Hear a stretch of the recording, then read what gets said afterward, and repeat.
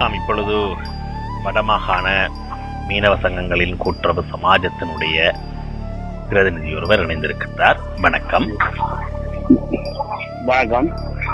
அதாவது வடக்கிலே முள்ளிவாய்க்காலுக்கு பின்னரான சூழலிலே இராணுவத்தினருடைய நெருக்குதல்கள் அதிகமாக இருக்கிறது.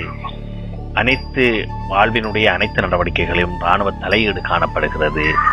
மக்கள் சுதந்திரமாக தங்களுடைய குடும்ப நிகழ்வுகளை கூட நடத்த முடியாது என்ற குற்றச்சாட்டுக்கள் எல்லாம் தொடர்ச்சியாக வந்து கொண்டிருக்கின்றன. பொதுவாக இந்த சமூகத்தினுடைய மிகவும் நேரடியாக இந்த யுத்தத்தினாலே பாதிக்கப்பட்டவர்களிலே மீனவ சமூகம் மிக முக்கியமான பங்கை வகிக்கிறார்கள். எனவே அந்த சமூகத்தினுடைய பல்வேறு பிரச்சனைகளை கடந்த 3 தசாப்தங்களாக அணுகி வருகின்ற இந்த மீனவ சங்கங்களிலே பிரதிநிதிகளாக இருக்கிற நீங்கள் இப்பொழுதுள்ள அங்குள்ள சூழல் குறித்து என்ன கூறுகிறீர்கள்? மீனவர்களுடைய வாழ்க்கை என்றாலே அது போராட்டமான வாழ்க்கைதான்.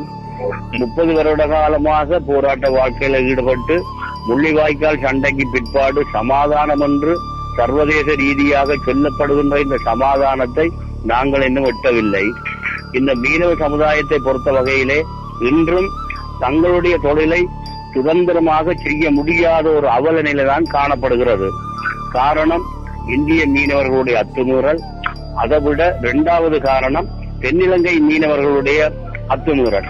கடற்கரை பிரதேசங்களிலே இன்னும் மீள குடியேறாத கடல் வாழ் பகுதிகளில் தென்னிலங்கை சிங்கள மக்களை குடியேற்றி படகுகள் இயந்திரங்கள் வாடகைக்கு அமர்த்தி அட்டை சங்கு என்ற பிரதானமான எங்களுடைய கடல் பொருட்களை சூறையாடுகின்ற நடவடிக்கை தான் இன்றும் மேற்கொள்ளப்பட்டு வருகின்றது.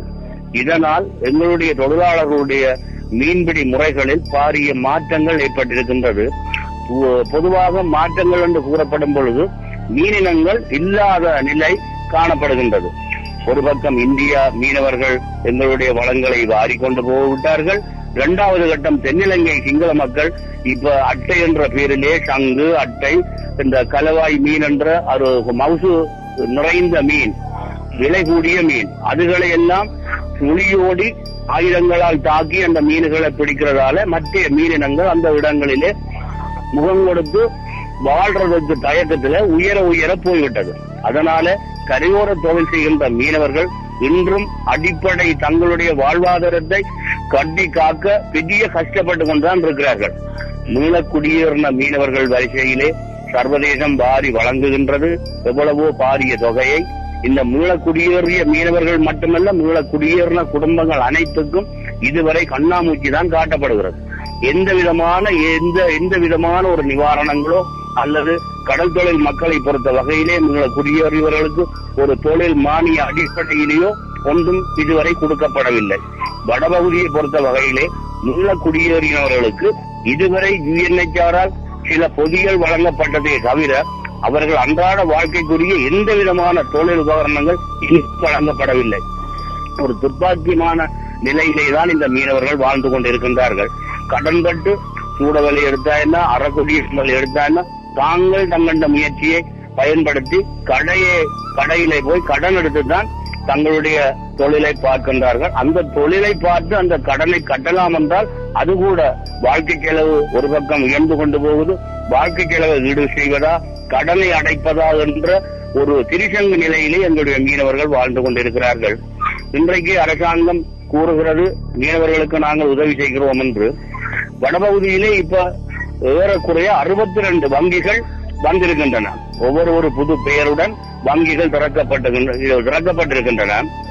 இந்த வங்கிகள் எல்லாம் கடன் அடிப்படையிலே எங்களுடைய யாழ்ப்பாண மாவட்டத்திலே இருக்கின்ற அத்தனை மக்களையும் கடன்காரர்கள் ஆக்கி கொண்டிருக்கிறார்கள். யாழ்ப்பாண மாவட்டத்தை பொறுத்த வகையிலே வாகனங்கள் கூடுதலாக இருக்கின்றன. கடல் தொழில் உபகரணங்களுக்கு 2 லட்சம் 1 லட்சம் 1.5 லட்சம் என்று பேங்கிலே கடன் கொடுக்கிறார்கள். ஆனா வட்டியோடு நாங்கள் மாதம் செலுத்த வேண்டிய துர்ப்பாக்கிய நிலை இருக்கின்றது. கடலை பொறுத்த வகையிலே எங்களுடைய வளங்கள் எல்லாம் சூறையாடப்பட்ட பின்பு இந்த சமாதான காலம் என்று சொல்லப்படுகின்ற இந்த காலகட்டத்திலேயாவது நாங்கள் தொழில் செய்து நாங்கள் இழந்தவற்றை மீட்டு விடுவோம் என்ற நம்பிக்கையில் கடலுக்கு போனா கடல்ல மீன் கிடையாது. இன்று 4 மாதங்களாக கடல் தொழில் அதிகின நிலையிலே எங்களுடைய மீனவர்கள் தங்களுடைய சாப்பாட்டுக்கான மீனை கூட சிறிதளவேனும் தங்களுக்கு திருப்திகரமா பிடிக்க முடியுமா என்றால் கேள்விக்குறியாக இருக்கின்றது. இந்த நிலையிலேதான் வடபகுதி மீனவர்கள் வாழ்ந்து கொண்டிருக்கிறார்கள்.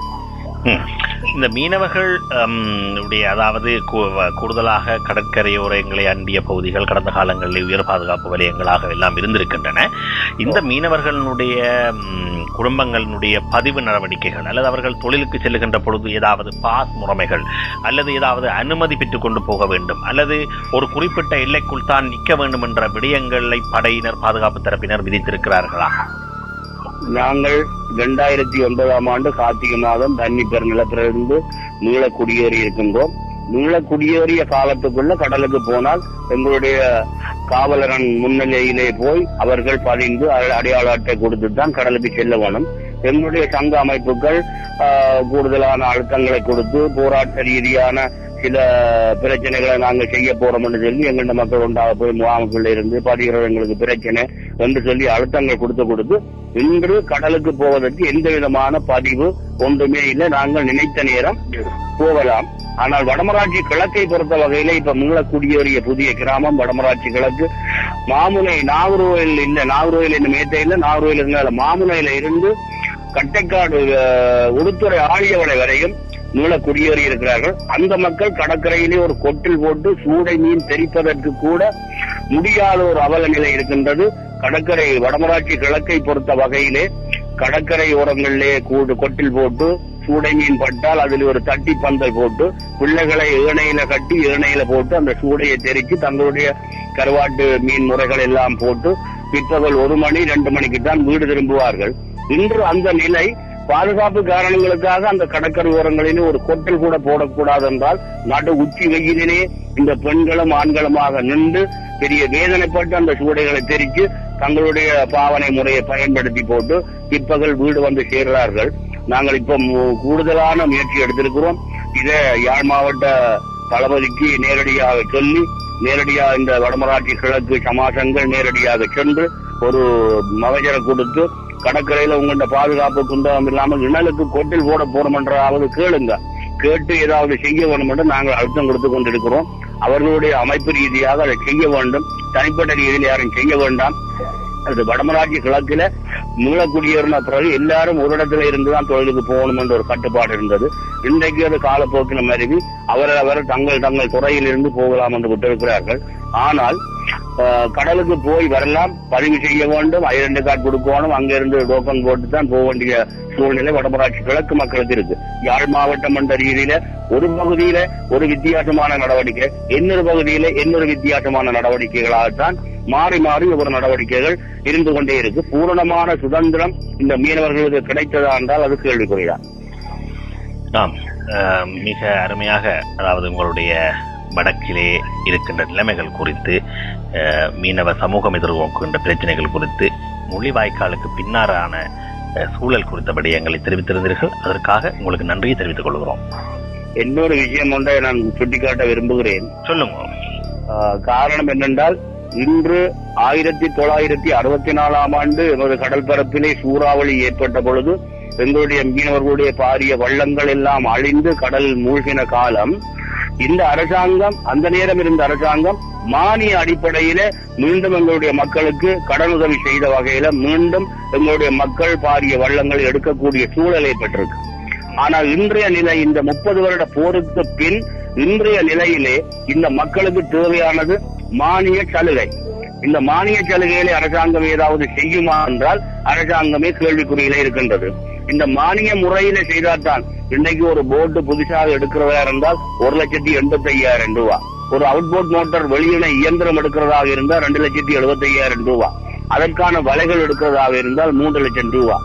ஒரு சாதாரணமான ஒரு குடிமகன் கடல்ல தொழிலுக்கு இறங்கினால் 5 லட்சம் தொடக்கம் 7 லட்சம் வரையான பணம் எங்களுக்கு தேவை. இந்த 5 லட்சம் தொடக்கம் 7 லட்சம் ரூபாய் பணத்துக்காக எத்தனையோ வங்கிகள் வந்திருக்கின்றன. இந்த வங்கியிலே 2 லட்சம் ரூபாய் தான் கடன் எடுக்கலாம். அதுக்கு கடல் தொழிலாளி கடன் எடுக்க வேண்டுமான இருந்தால் உத்தியோகத்தினரால் அவர்களுக்கு கரண்டர் சைன் பண்ண வேணும். அப்ப இதனால நாங்கள் எங்களுடைய மீனவ அமைப்புகள் அதை நம்புறதுக்கு இந்த அரசாங்கமோ அல்லது அரசாங்க பிரதிநிதிகளோ தயாராக இல்லை. ஒரு உத்தியோகத்தர் கையெழுத்து வச்சால் மட்டும்தான் கடன் தருவோம் என்ற ஒரு நிர்பந்தம் அங்க திணிக்கப்படுகிறது. அரச உத்தியோகத்தர் கையெழுத்து வச்சாதான் கடன் தருவோம் என்று பேங்க் தன்னுடைய நடவடிக்கையை பாதுகாக்கிறதுக்காக கேட்கின்றது. அப்ப இந்த நிலையில எங்களுடைய மக்களுக்கு வங்கியால கொடுக்கப்படுற கடனும் சுயமாக தொழில் செய்யக்கூடிய ஆவணங்களை தேடுவதற்கு பத்தாது. அந்த வகையில எங்கள்ட மக்களை மேலும் கடனாளியாக ஆக்குறதுதான் இந்த அரசாங்கத்தின் நோக்கமாக இருக்குது. ஆனபடியால் இந்த சர்வதேச நாடுகள் நேரடியாக இந்த அரசாங்கத்துக்கு உதவி கொடுக்காமல் இந்த மக்களை நேரடியாக வந்து பார்த்து அந்த மக்களுக்கு தேவையானதை கொடுத்தால் எங்கள்ட மக்கள் இந்த 30 வருஷமாக இழந்ததை 2 வருடத்துக்குள்ள மீட்டு எங்கள்ட மக்கள் பழைய நிலைக்கு வாழக்கூடிய சூழல் இருக்கு என்பதை நான் தயவாக எங்களுடைய மீனவ சமுதாயத்தின் அடிப்படையிலே நான் மனவருத்தத்துடன் தெரிவித்துக் கொள்கிறேன். நன்றி. நிச்சயமாக இது பலரிடம் வேற மொழிகளிலும் ஆங்கிலம் சிங்கள மொழிகளிலும் உங்களுடைய குரல்கள் இப்பொழுது பதியப்படுகின்றன. அவை செல்லுகின்ற இடங்களுக்கு செல்லும். அவை அதன் ஊடாக உங்களுக்கு எதிர்காலத்தில் நன்மைகள் கிட்டலாம். அதற்காக நாங்களும் முயலுவோம் என்று கூறி உங்களுடைய முயற்சிகளுக்கு நன்றியை கூறுகிறோம். நன்றி, வணக்கம்.